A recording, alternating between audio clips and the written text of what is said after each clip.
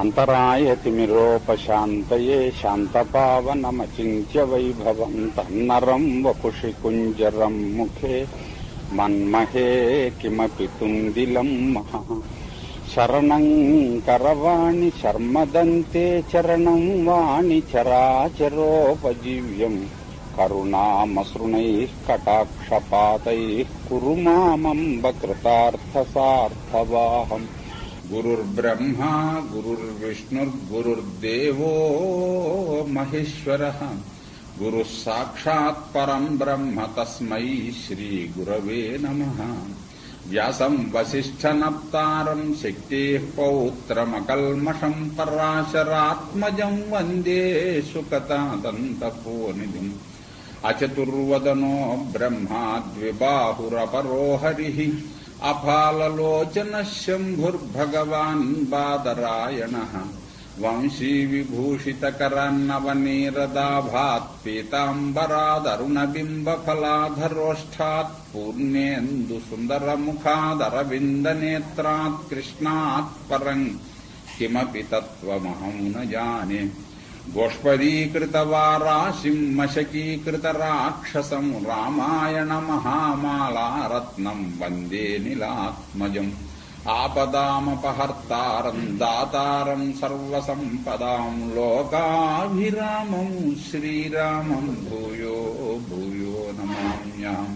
పూజ్యాయ రాఘవేంద్రాయ సత్యధర్మరతాయ చ భజతాం కల్పవృక్షాయ నమతాం కామధేనవే. నారాయణం నమస్కృత్య నరం చైవ నరోత్తమం దేవీం సరస్వతీం వ్యాసం తతో జయముదీరయేత్. కుంతీదేవికి ఇంకో మాట చెప్పాడు. రెండు ఈయన గారి దృష్టిలో పెట్టుకుని వచ్చినవి అని చెప్పాను. ఒకటి ఏమిటంటే ధైర్యం చెప్పడము, రెండవది భవిష్యత్తును గురించి చెప్పి నా వంటి వాళ్ళందరూ మీ వెనకాల ఉన్నారు అని చెప్పడం. జీవత్పుత్రి సుతస్థేయం ధర్మనిత్యో యుధిష్ఠిర. ఇది రెండో తాళం చెవి భారతానికి మనకి జరగబోయేదమ్మా. జీవత్పుత్రి అని సంబోధించాడు. అమ్మా, నీకు వచ్చిన ఆపదల కారణంగా నువ్వేమన్నా బాధపడుతున్నావేమో, నీకెందుకమ్మా బాధపడాల్సిన అవసరం. జీవత్పుత్రి జమాజెట్టి లాంటి వాళ్ళు 5 కొడుకులు, వీళ్ళు దిక్పాలకులు లాంటి వాళ్ళు, వీళ్ళు ఉంటే నువ్వు బాధపడాల్సినటువంటి భయం నీకేం లేదు. అందులోనూ ఈ ధర్మరాజు ఉన్నాడే, వీడి ధర్మనిత్య, ఎప్పుడూ ధర్మమునే అనుసరించేటటువంటి వాడు, ధర్మమే నిత్యమైనది అనే సంగతి తెలిసినటువంటి వాడు. తరువాత ధర్మం ప్రకారమే భూమిని అంతటినీ కూడా జయిస్తాడు. తరువాత భూమి మీద ఉన్న మహారాజులందరినీ కూడా ఇతడు లొంగదీసుకుంటాడు. సమస్త భూమిని పరిపాలిస్తాడు. అర్జునుడు భీమసేనుడు ఇద్దరు 2 చేతుల్లాగా ఇతడు చెప్పిన పని వింటూ ఇతనికి సహకరిస్తూ ఉంటే మహావైభవంగా రాజ్యాన్ని పరిపాలిస్తాడు. నకుల సహదేవులతో సహా నీ కొడుకులందరూ కూడా మహాశక్తి సంపన్నులు. స్వరాష్ట్రే విహరిష్యంతి, ఈ మాట ముందర చెప్పాలి. మళ్లీ వీళ్ళ రాజ్యంలో వీళ్ళు సుఖంగా విహరిస్తారు. ఇప్పుడు అరణ్యంలో విహరిస్తున్నారు స్వామి, ఇది తాత్కాలికమైనటువంటిది. స్వరాష్ట్రే విహరిష్యంతి, సంస్కృతంలో రాష్ట్రం అంటే రాజ్యం అని, అందుకే మనకు రాష్ట్రపతి అంటారు, రాజ్యపతి ఆయన అక్కడి. తరువాత మహాయజ్ఞాలు చేస్తారు, రాజసూయం చేస్తారు, అశ్వమేధం చేస్తారు, ఇంకా గొప్ప యజ్ఞాలు చేస్తారు. వీళ్ళు తమ తమ స్నేహితులను ఇష్టులను అందరినీ కూడా అనుగ్రహిస్తారు, శత్రువులందరినీ నాశనం చేస్తారు. పితృపైతామహమైనటువంటి రాజ్యాన్ని వీళ్ళు పరిపాలిస్తారు. ఈ కష్టకాలంలో ఈ ధైర్యం చెప్పాలి. అందులో వ్యాసుల వారు లాంటి వాడు వచ్చాడు అంటే, వచ్చి ఈ మాటలు చెప్పాడు అంటే ఇక మిన్ను విరిగి మీద పడిపోనివ్వండి, ఇక వీళ్ళకి బెంగ ఉండదు. అవతల ఎదురుగుండగా వచ్చే మేరు పర్వతం అయినా సరే ఢీ ఇచ్చేస్తారు వీళ్ళు. ఆ చెప్పినటువంటి వాడు సామాన్యుడు కాదు. ఈ ధైర్యం వీళ్ళకి ఇప్పుడు ప్రధానంగా కావాలి, అందుకోసం చెప్పాడు. నెల్లాళ్ల తర్వాత రాబోయేటటువంటి మేలేమిటో, అప్పుడు ఆయన ఎందుకు రావాలో అది చూసినప్పుడు వ్యాసానుగ్రహం ఏమిటో మనకు ఆశ్చర్యం వేస్తుంది. ఇలా చెప్పాడండి.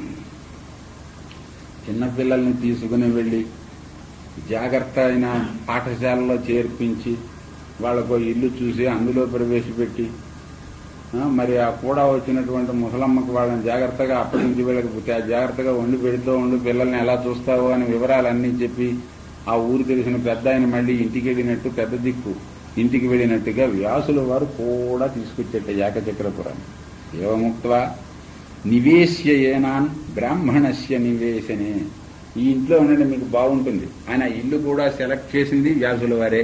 ఆ ఇంట్లో ప్రవేశపెట్టేట వీడని ప్రవేశపెట్టి ధర్మరాజు గారితో ప్రత్యేకించి అన్నట్టు, ఇహం మాసం ప్రతీక్షత్వం, ఒక్క నెల ఉండండి, ఆగమిష్యామ్యహం పునః, నేను మళ్ళీ వస్తాను, నేను వచ్చేదాకా మీరు ఇక్కడ దేశకాలౌ విదిత్వైవ లక్ష్యత్వం పరమాం ముదం. ఇది అద్భుతమైన సూత్రం అలా అందించాడు. మీకు చెప్పాను నేను మళ్ళీ మంచి రోజులు వస్తాయని. కానీ మీరు చేయవలసినది ఏమిటంటే దేశకాలౌ విదిత్వైవ, మనం ఎక్కడున్నాము, ఎటువంటి సమయంలో ఉన్నాము, ఇవి రెండూ తెలుసుకుని మాత్రము మీరు సంతోషం పొందండి. అంటే దేశం ఎరిగి కాలం ఎరిగినటువంటి వానికి కష్టం అనేటటువంటిది రాదు అసలు.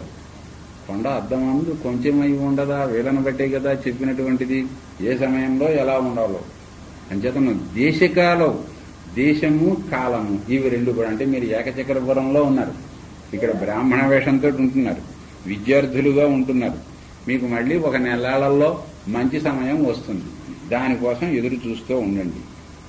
అప్పుడు మీకు పరమానందం, ఇంకా పరమానందం అప్పుడు తర్వాత కలుగుతుంది. ఈ దేశకాలములను బట్టి నడుచుకుంటూ ఉంటే ఎప్పుడు కూడా మీకు ఆనందమే కలుగుతూ ఉంటుంది. వాడిని తీసుకుని వెళ్ళి అడవి మధ్యలో పారేసినా సరే అక్కడ కూడా ఆనందంగా, మనం అడవిలో ఉన్నాం అనేది మర్చిపోకుండా ఉంటే అడవిలో ఉండే ఆనందాలు అడవిలో ఉంటాయి, ఊళ్ళో ఉండే ఆనందాలు ఊళ్ళో ఉంటాయి. అంచేత మీరు సుఖంగా ఉంటారు. ఇక్కడికి వచ్చారండి, వీళ్ళు సుఖంగా ఉంటున్నారు.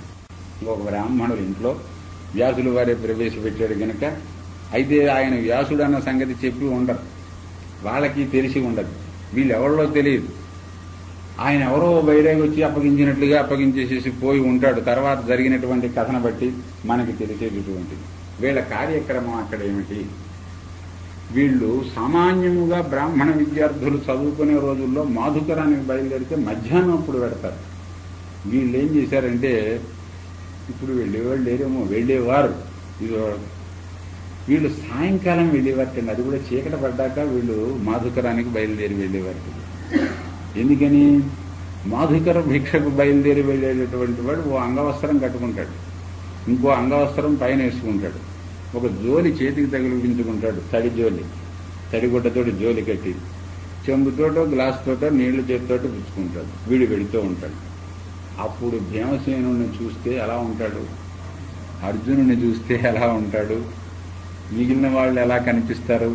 అంచేత వీళ్ళు పొట్టపొగలు మిట్ట మధ్యాహ్నం వేళ భిక్షకు వెళ్ళకూడదు, రాత్రిపూటే చీకటి చాటునే వీళ్ళు బయలుదేరి వెళ్ళాలి. అదన్నమాట, వీళ్ళు రాత్రి భిక్షాటనం చేసేవారు అని నాకు నవ్వు వచ్చింది అది చూస్తేనే. కారణం చెప్పలేదు కానీ నిశి అన్నాడు. భైక్షం సదా నిశి, ఎప్పుడూ రాత్రిపూటే కానీ పగలు మాత్రం వీళ్ళు భిక్షకు వెళ్ళేవారు కాదు అన్నారు. మాధుకరం చేసేవాళ్ళు ఒక పూటే చేస్తారు నిజానికి, మధ్యాహ్నం వెళ్ళి భిక్ష తెచ్చుకుని అదే రాత్రి కూడా అట్టే పెట్టుకుంటారు. వీళ్ళు అలా కాదు, మరి మధ్యాహ్నం భోజనం చేసేవారు కాదేమో, ఇంకా అసలు రాత్రి తెచ్చుకున్నది మరణ మధ్యాహ్నం దాకా ఉండదు కదా. అంచేతను ఏకభక్తం చేసేవారేమో వీళ్ళు పాపం. రాత్రి మాత్రమే తెచ్చేవారట, తెచ్చి అక్కడ పోగు వేసి మొత్తం అంతా కూడా కుంతీదేవికి అప్పగించేవారు. కుంతీదేవికి అప్పగిస్తే దాన్ని ఆవిడ చెరిసహం చేసేది. చెరిసహం చేసి ఏకరాశి పోసి అందరూ తెచ్చినటువంటి దాన్ని చెరిసహం చేసేది. ఆ రెండు భాగాలు చేసిన దాంట్లో ఒక భాగం భీముడికి ఇచ్చేసింది, మిగిలిన భాగాన్ని 5గురు పంచుకు తినేవారు. నన్నయ్య భట్ గారు ఇంకో మాట వేశాడు, ఒక భాగం భీముడికి ఇచ్చేసేసి ఈ సగం భాగాన్ని మళ్ళీ 2 సగాలు చేసేది. చేసి ఆ 4వ వంతు అన్నమాట, మొత్తం తెచ్చిన దాంట్లో 4వ వంతేమో అతిథ్యభ్యాగతులకు పెట్టేది ఆవిడ. ఈ మిగిలిన 4వ వంతులోనేమో వీళ్ళు 5గురు తిని ఉండేవారు. వీళ్ళు వాడికి అంత పెట్టడమే, నాకు కొంచెమే పెట్టడమే అని వీళ్ళు ఎవరు అనేవారు కాదు. ఎంచేతే భీముడి సంగతి తెలుసు, వాడికి కాస్త వాడికి కావాల్సిన విధంగా వాడికి పెట్టాలి. అలాగ వాడిని వీళ్ళు కాలక్షేపం చేస్తూ వస్తున్నారు. కొంతకాలం గడిచిన తర్వాత ఆ వేళ ఎందుకనో భీముడు వెళ్ళలేదు భిక్షకు. భీముడు కుంతీదేవి ఇంట్లో ఉన్నారు, మిగిలిన వాళ్ళు భిక్షకు వెళ్ళారు.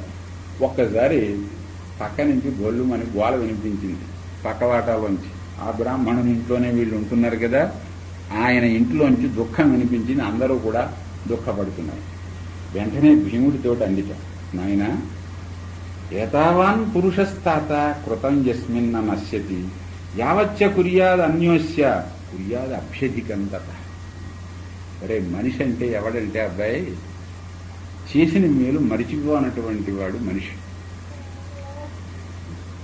మళ్ళీ ప్రత్యుపకారం చేయవలసి వచ్చినప్పుడు అభ్యధికం తత, తనకి వాడు చేసిన దానికంటే అధికముగా ఎవడు చేస్తాడో వాడు నిజమైనటువంటి కృతజ్ఞుడు అని అనిపించుకుంటాడు. ఇన్నాళ్ళ నుంచి పాపం వీళ్ళు ఇంట్లో ఉంటున్నాము, మనని పరాయి వాళ్ళుగా వీళ్ళు చూడలేదు, మనకి ఏ లోపం రానివ్వలేదు, వాళ్ళకి ఏదో ఆపద వచ్చినట్లుగా ఉంది. అది ఏమిటో కనుక్కుని వచ్చి చెప్పవమ్మా, 1 నిమిషంలో తీసేద్దాం అన్నట్ట భీముడు. కుంతి లాంటి తల్లి ఉంటే భీముడు లాంటి కొడుకులు ఉంటారు, పాండవులు వంటి కుమారులు ఉంటారు. ప్రత్యుపకారం చేసే సమయం వచ్చిందంటే అది కనుక్కుని చెప్పు, ఎందుకంత ఆలస్యం అన్నట్ట భీముడు. సరిగ్గా అనినటువంటి వెళ్ళి కనుక్కుందిరా. న్యాయదానస్య యద్దుఃఖం యతశ్చైవ సముత్థితం విదిత్వా వ్యవశిష్యామి యద్యపి స్యాత్ సుదుష్కరం. అదేమిటో తెలుసుకురా, అసలు ఎవరి వల్ల వచ్చిందో ఆ ఆపదేమిటో తెలుసుకుని వస్తే అది ఎంత అతి కష్టమైనదైనా నేను నిమిషాల్లో తేల్చేస్తాను తెలుసుకురమ్మన్నాడు. బద్ధవత్సేవ సౌరభి అన్నాడు. కుంతి పరిగెట్టిందిటండి. భీముడి భరోసా ఎప్పుడైతే ఇచ్చాడో అక్కడి నుంచి ఒక్క పరుగెట్టింది ఆవిడ పక్కవాటాల్లోకి. స్వస్తి ప్రజాభ్య పరిపాలయంతాం న్యాయేన మార్గేణ మహీం మహిషా. గోబ్రాహ్మణేభ్య శుభమస్తు నిత్యం. లోకాః సమస్తాః సుఖినో భవంతు.